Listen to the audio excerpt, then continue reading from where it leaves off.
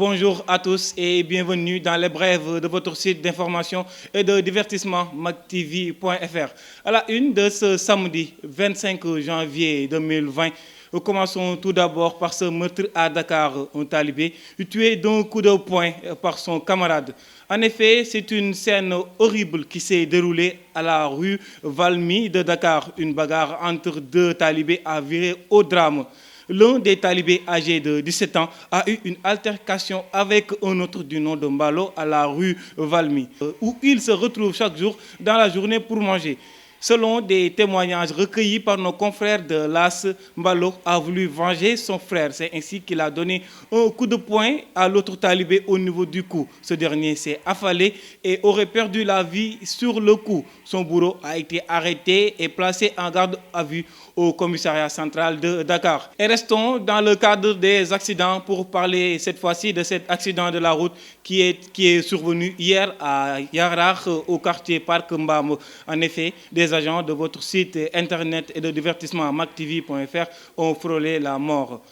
C'est hier vers les coups de 22h que Kodou Ndiaye et Gora Mbaye, deux journalistes de MacTV, ont failli être fauchés par un camion sans frein. En effet, Gora Mbaye, voulant réparer une panne sur la moto, s'est égaré sur la chaussée quand un camion roulant à vive allure est venu projeter la moto et dans sa course folle, il heurte le mur en construction sur les rails du TER. Cependant, Dieu merci, il y a eu plus de peur que de mal. En effet, les deux agents s'en sont sortis indemnes.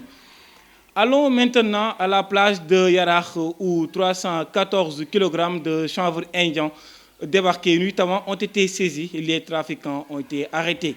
L'affaire a failli passer inaperçue. En effet, les agents du Bureau des investigations criminelles et des stupéfiants BIX de la direction du renseignement et des enquêtes douanières ont discrètement saisi une importante quantité de drogue et arrêté 3 individus sur la plage de Yarakh. Cette opération s'est déroulée le lundi 20 janvier 2020. C'est en effectuant un service de patrouille et de contrôle que ces éléments de la douane sont tombés sur 3 individus qui étaient en train de décharger 11 balles de chanvre indien. C'est dire que plusieurs individus ont été appréhendés cette semaine pour trafic de stupéfiants et mis à la disposition de la justice. Parlons maintenant de toute autre chose. Allons vers la politique pour parler cette fois-ci de Moustapha Cissé Lo qui fume le calumet de la paix avec son parti, l'APR. En effet, la hache de guerre est-elle définitivement enterrée entre Moustapha Cissé Lo et l'Alliance pour la République? En tout cas, c'est cette question que l'on se pose.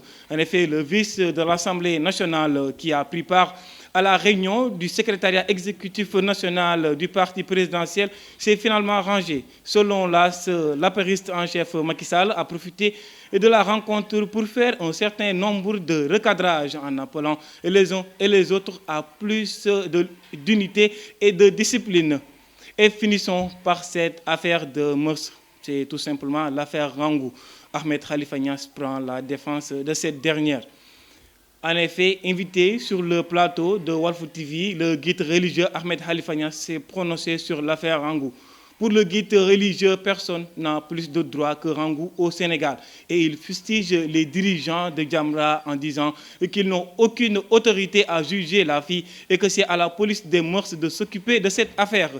Parlant de la soirée et de ce qu'en pense l'islam, Ahmed Khalifa Niasse avance que l'islam n'a rien à voir avec tout cela et que ce qui se passe dans le privé en islam reste dans le privé et personne n'a le droit de vérifier ni de dévoiler ce qui se fait en privé.